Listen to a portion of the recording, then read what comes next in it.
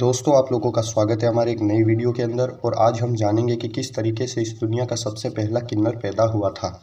दोस्तों, बहुत समय पहले एक जंगल के अंदर राजा इल नामक एक राजा अपने 2 सैनिकों के साथ जंगल में आया था और वहाँ पर उन्होंने पार्वती मैया से एक वरदान प्राप्त किया था, जिसके अंतर्गत वह स्त्री से पुरुष और पुरुष से स्त्री बन गए थे। तो अब इसका क्या कारण था और कैसे हुआ था, यह हम अगले वीडियो में जानेंगे। लेकिन हाँ, अभी हम जानते हैं कि किस तरीके से राजा इल ने ही अपने ही पुत्र को जन्म दिया था। पार्वती मैया ने जब राजा इल एवं उनके 2 सैनिकों को यह वरदान दिया कि जब आप लोग पुरुष रूप से स्त्री रूप में आएंगे तो 1 महीने के बाद वापस स्त्री रूप से पुरुष रूप में आ जाएंगे, और जब भी आप पुरुष रूप से स्त्री रूप में आएंगे तो आपको पुरुष का कोई भी ज्ञान नहीं होगा कि पहले आप क्या थे और क्यों थे।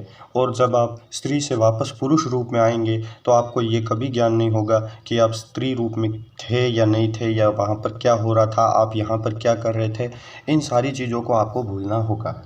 तो राजा इल और उनके दोनों सैनिक, ये दोनों तीनों स्त्रियाँ बन गए थे।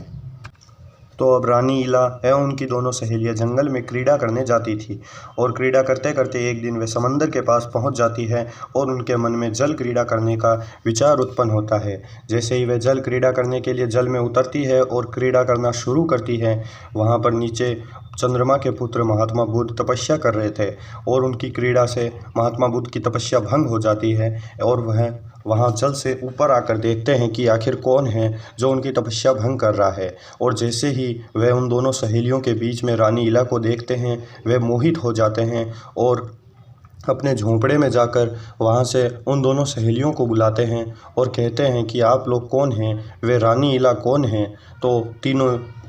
तो दोनों सहेलियां ये बताती हैं कि हम तीनों यहाँ पर जंगल में क्रीड़ा करने आती जाती रहती हैं और इससे ज़्यादा हमें खुद के बारे में कुछ नहीं पता।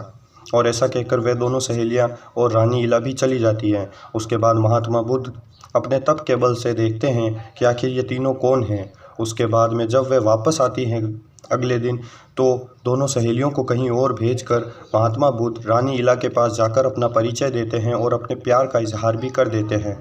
और यह सुनकर रानी इला भी अपने मन में थोड़ा थोड़ा उनसे प्यार करने लग जाती है।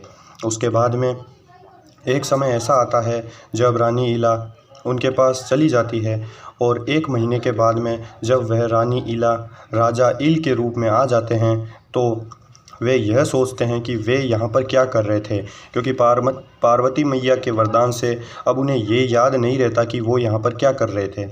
इसके कारण महात्मा बुद्ध ये कहते हैं कि तुम्हारा राज्य था जहाँ पर कुछ हमला हो गया है और तुम्हारे राज्य में काफ़ी पतन हो चुका है, इसलिए तुम यहीं पर रहो और 1 साल तक यहाँ पर रहकर मेरे साथ तप करो, फिर तुम्हें तुम्हारा राज्य वापस प्राप्त हो जाएगा। उसके बाद में जैसे ही 1 महीना बीतता है, वह वापस स्त्री रूप में आ जाते हैं और महात्मा बुद्ध उनके साथ क्रीड़ा करते हैं। और ऐसा ही करते करते जब 9 महीने बीत जाते हैं तो रानी इला एक पुत्र को जन्म देती है, और जैसे ही 1 महीना पूरा होता है, वह राजा इल के रूप में परिवर्तित होती है। तो महात्मा बुद्ध उस पुत्र को राजा इल को सौंप देते हैं। उसके बाद में वे राजसूय यज्ञ करते हैं, और ऐसे ही यज्ञ करने से पार्वती मैया उन्हें पूर्ण रूप से पुरुष बनने का वरदान वापस प्राप्त कर देती है। इसके बाद से ही राजा इल को जो पुत्र हुआ था वह पहला किन्नर हुआ था। दोस्तों, मैं उम्मीद करता हूँ आपको हमारा ये वीडियो पसंद आया होगा। यदि आपको हमारा ये वीडियो पसंद आया है तो वीडियो को लाइक करके चैनल को सब्सक्राइब ज़रूर से कीजिएगा। मिलते हैं अगले वीडियो में। Take care, bye.